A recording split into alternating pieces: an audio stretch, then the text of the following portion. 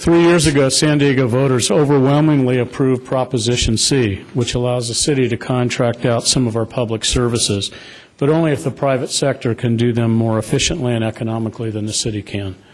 Proposition C passed with 63% of the vote, overcoming a last-minute advertising blitz that was funded by labor unions and built on false claims.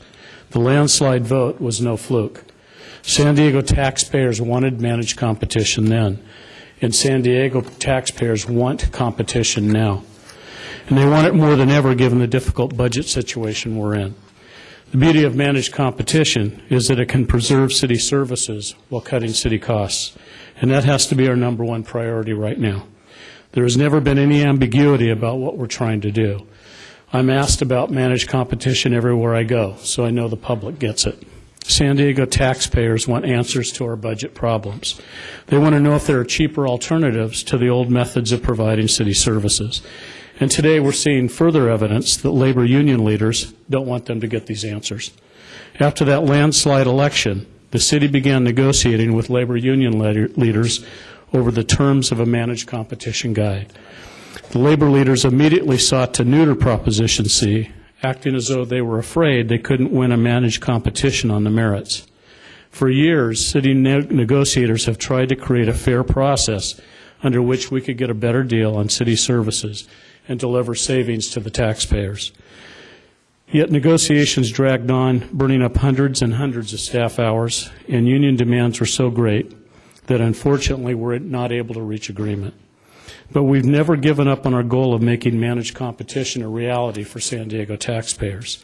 Today you'll hear our last, best, and final offer that city negotiators made to the labor unions. It's a fair deal.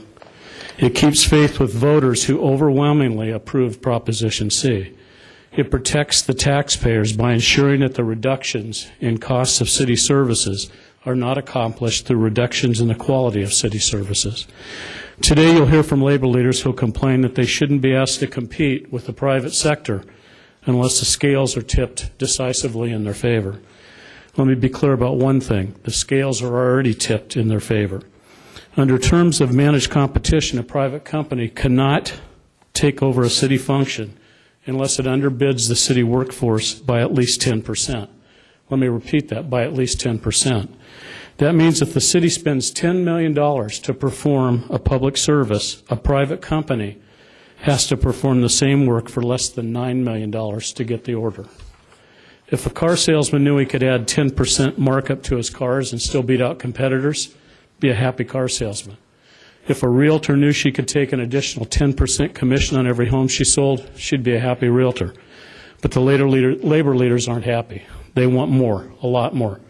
They want you to delay the implementation of managed competition until 5 years have passed from the time that same service underwent a business process reengineering. That's 5 years. That sort of delay in reducing costs and saving taxpayer money is unconscionable. Not to mention that these are the same BPR efficiency reforms that have already been delayed by the labor unions. The labor leaders also want you to exclude all health care costs from the competition, knowing private companies generally provide health care for less money than the city does. That would create a skewed competition in which the taxpayers are picking up almost $6,000 per employee in costs, but we're being asked to pretend that's not a real cost. Furthermore, the provision of health care is already addressed in the city's living wage ordinance, so to those who say there's no health care component in this plan, that's simply not accurate. Labor leaders also want the city council to make the private companies spend more on administrative overhead. None of these demands are part of the county's managed competition plan, which everyone has identified as a success.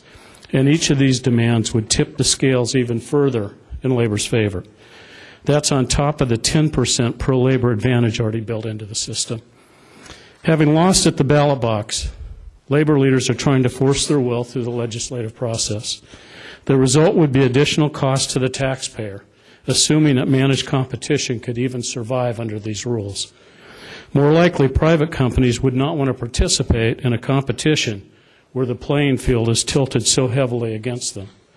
Today, I'm asking you to reject these attempts to kill the managed competition program in its infancy. I'm asking you to keep faith with the voters. I'm asking you to side with the taxpayers. I'm asking you to adopt a managed competition program that can help us solve the city's budget problems by providing the public with the same quality services for less money. I'm asking you to adopt a managed competition program that can succeed, not one that's destined to fail. Thank you.